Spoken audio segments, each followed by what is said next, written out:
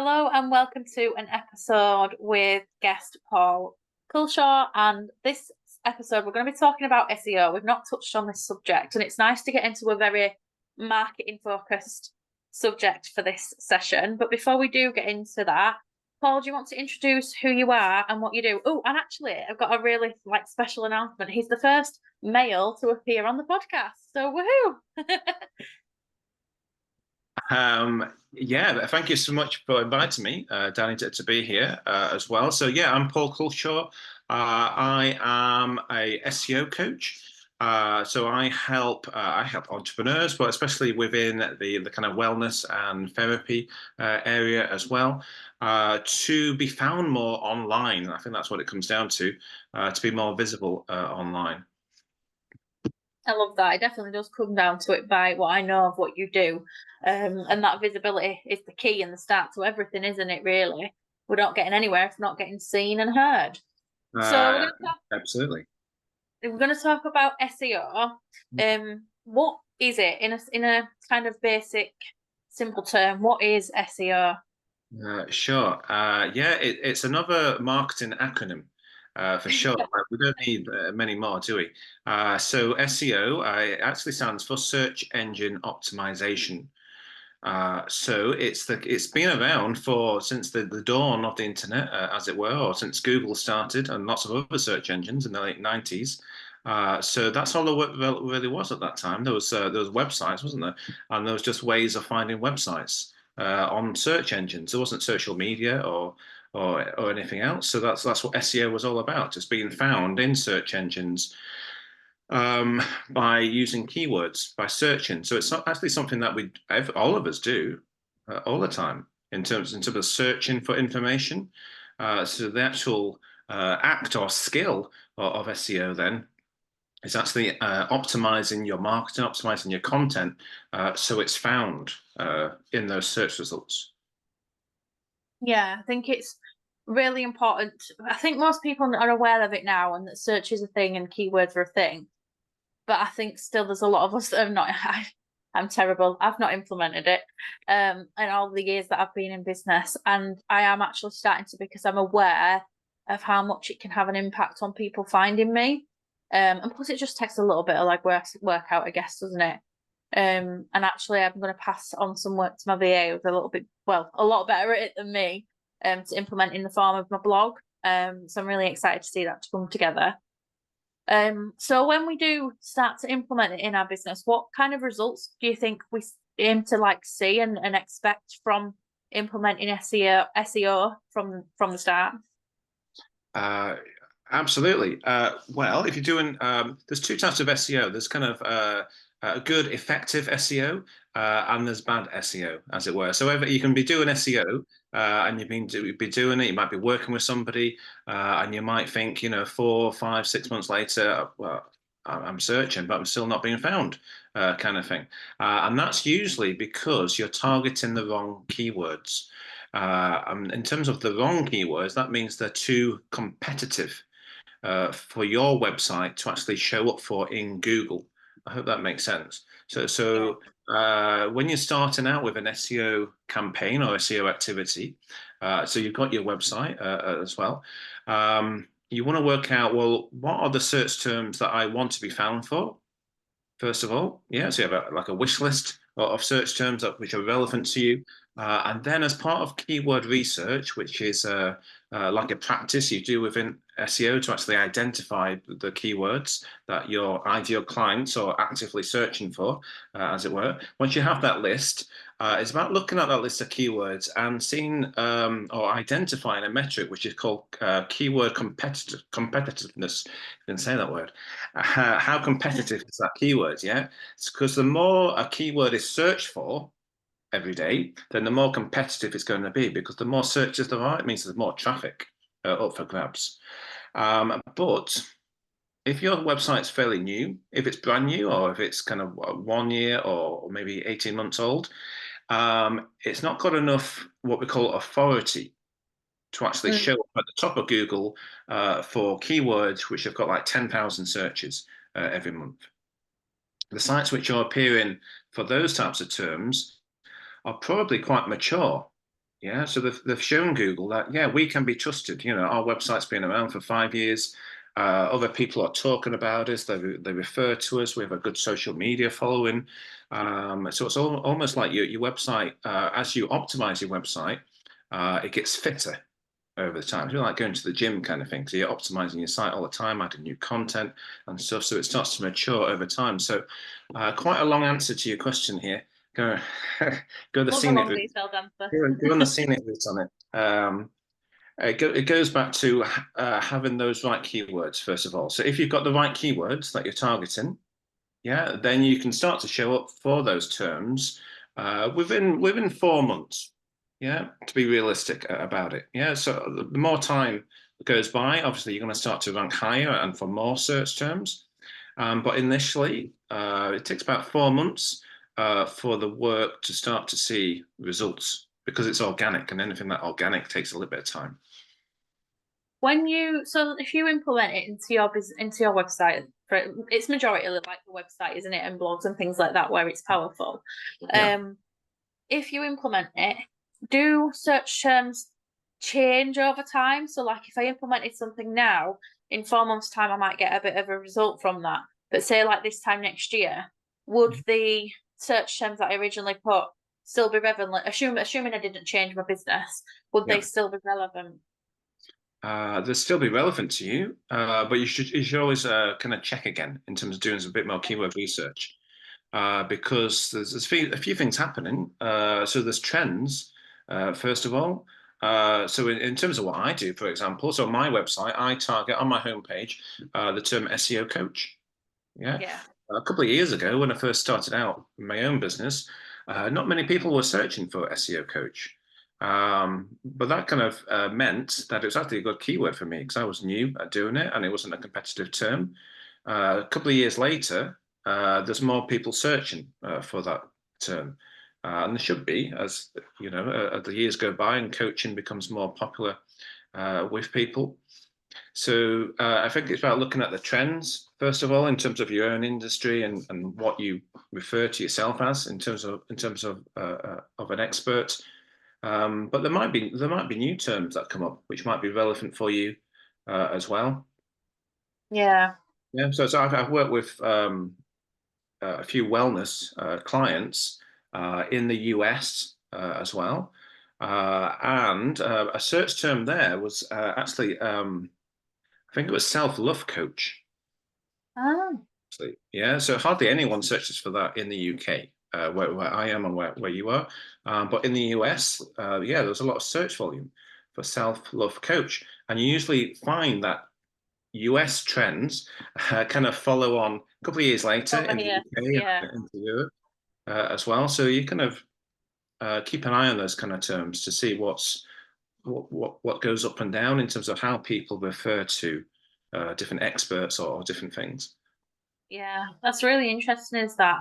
Have you ever found that businesses struggle in determining what the right keywords are for them? So like, do you believe that everything is always being searched? So for example, when I ran my first business, Yeah, I did the same thing, just different variations. So my biggest challenge was finding different search terms, but it was actually the exact same thing repeated. So for example, it was I used to make bears, but then one would be like an elephant, one would be a tiger, and so on. And so I yeah, found it really hard because every one of them was just a keepsake, and it was a stuffed toy, and there's only so many times I could say it. And people, when I looked at the search, and I have done a little bit of the work, I could never find people actually searching for an elephant keepsake. If actually that's a really bad example, because that actually would, in some instances, come up because elephants became a trending kind of thing for new babies and stuff at one point. But let's take a different animal, for example, it's quite rare. I was going to say alpacas, but they became a trend, didn't they? okay. So it's really Mhm. hard.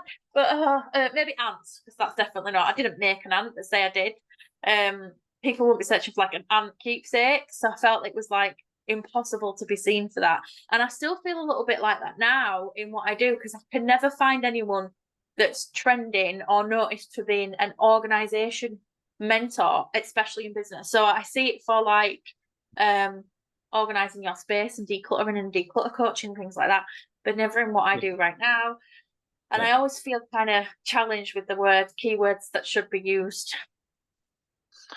Sure. So are you saying in terms of the search terms which might be relevant for you or are relevant for you, but you feel there's not enough searches for them?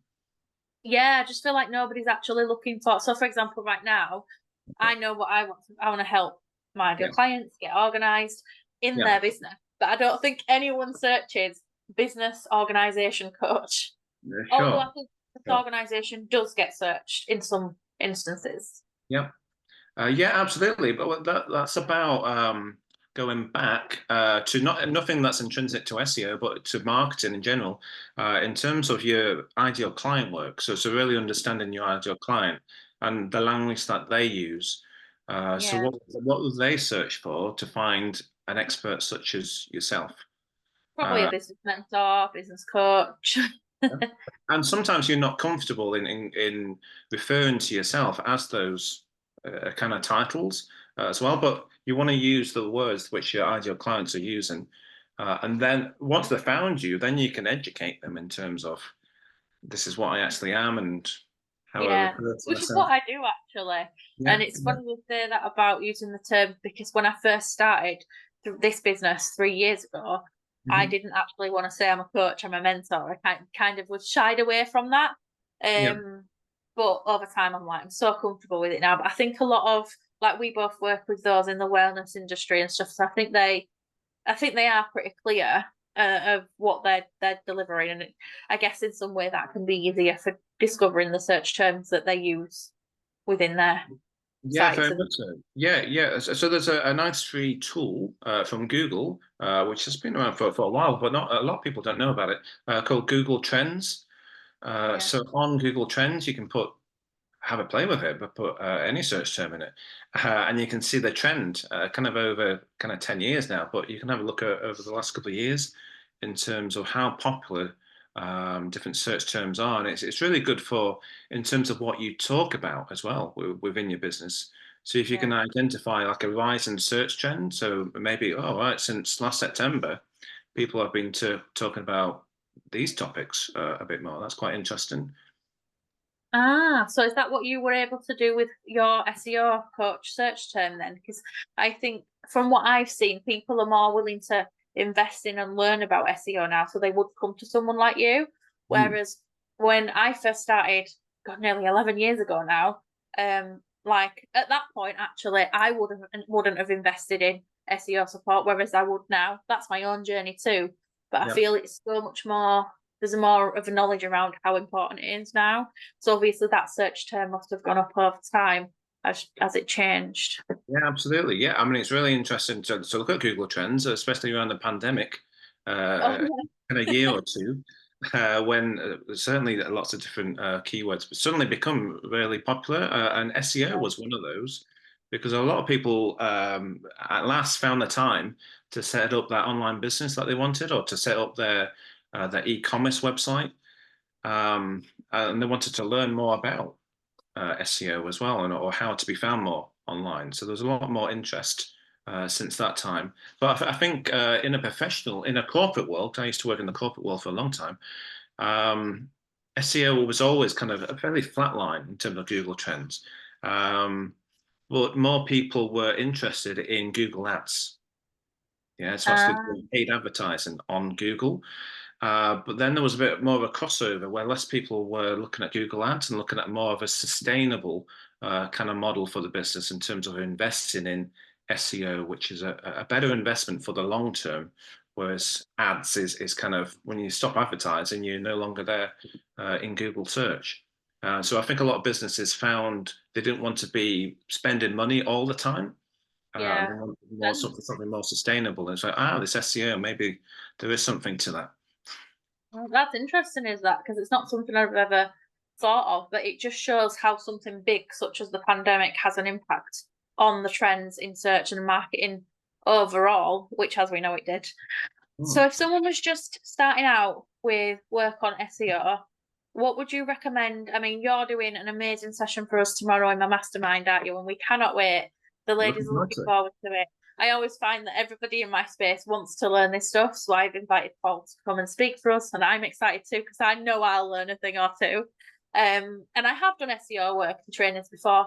Doesn't always come in into my mind. So I'm excited to take it on board. But if someone was just starting out and they're not even where I'm at and they're totally new to this, what would you reckon is the best starting point for them? The best starting point then, yeah, it kind of goes back to a point I made about just doing your ideal client work first. So it's about understanding, well, who do you want to help? First of all, who is it? And kind of niche down as much as possible. Because when Yeah. you niche down on your target audience, you can really hone your marketing message, as it were. Because I already know one thing I can change on my website. Sure. Yeah, because you want your homepage, the headline on there to resonate with your ideal Yes. client when they land on it. So first of all, it's doing that work about this is who I'm going to help, and this is how I'm going to help them. First of all, yeah. Then my approach is about working on content themes, which just come from an SEO kind of background. So it's about deciding what are the four content themes that I'm going to use? And what I mean about that is basically what are the four main things I'm going to talk about online? And what are the four main things that I want to be known for online within my area of Really expertise? interesting because I share this with my clients as well when we talk about content. Oh, what do I create? So, and I go with content themes and pillars. However, one Yeah, thing I didn't realize is actually the impacts that can have with the keywords and SEO. Like, I never realized that. So, that is amazing, actually, how it can impact that within your content as well. absolutely. Yeah, you're an SEO without knowing it, Danny. Uh, so you'd have your four content themes, good because um, the kind of reason I don't want to go too deep into it, but it's about creating a logical themed structure on a website, or even a logical themed approach to your content and all of your marketing. Because at the end of the day, you're dealing with algorithms Yeah. on platforms and Google algorithms, and algorithms are pretty logical things themselves. And people kind of think in this way as well, anyway, in terms of a thematic way. So, an example of that. So, my daughter's in her late teens now, but when she was little, like everyone who's got a little child, and they start learning about the world around them, you kind of talk about animals is a big one. Yeah. So you have the Yeah. concept of animals, and then they learn about different types of animals. So you've got animals up here, like a hierarchy kind of thing, and then you might have cats and dogs kind of thing, Oh, and then you might have good birds. explanation. Yeah. So they're like type of them. So you've got a theme, and then you've got like topics almost. So if you think about your own keyword research and what you're going to talk about online, you have a theme, and then you might have some topics within that theme. That Yeah. makes sense. Yeah. Good. And it's about Yeah. looking at the subtopics as well.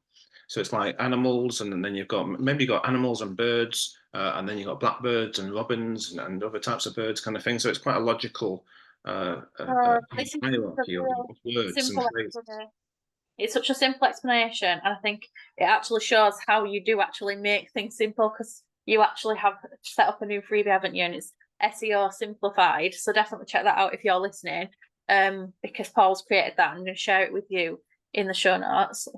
So I can see now how you actually make it simple, and I love that because my brain loves that visualization of it. Mm, yeah, yeah. If if we want some support from you, obviously go and check out the freebie that I'm going to share in the show notes. But if we want to reach out and follow you, learn more, where can we find you to do that? Sure, yes. You can find me on my own website, of course, which is paulculshaw.com. So you find me there. I'm also on Facebook, so I've got a free community called the Marketing Clarity Club. And where else could you find me? On Instagram, of course. Yeah, I'm Following you. at Coach Paul Culshaw on Instagram. Amazing. And then my final question that I ask all my guests, because it brings it back to what I do, and I feel like you're going to have a good answer for this. What would be your biggest, best tip for being organized within your business? Okay. My best tip there is something I've learned myself as well. I didn't do this. It works for myself. So it is time blocking. So Mm, I use Google Calendar myself. Other calendars are available.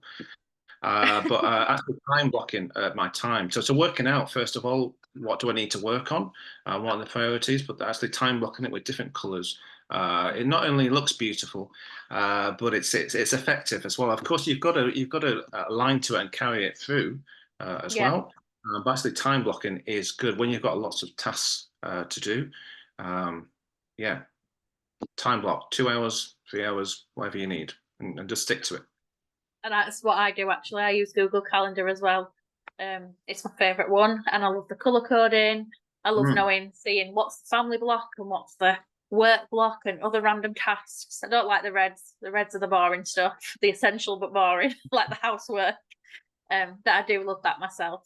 Thank you so much for joining us today, Paul. I know the listeners are going to get so much out of this, and I will see you tomorrow for the SEO talk on the mastermind. But we might have to invite you back to talk again because that's been a great conversation.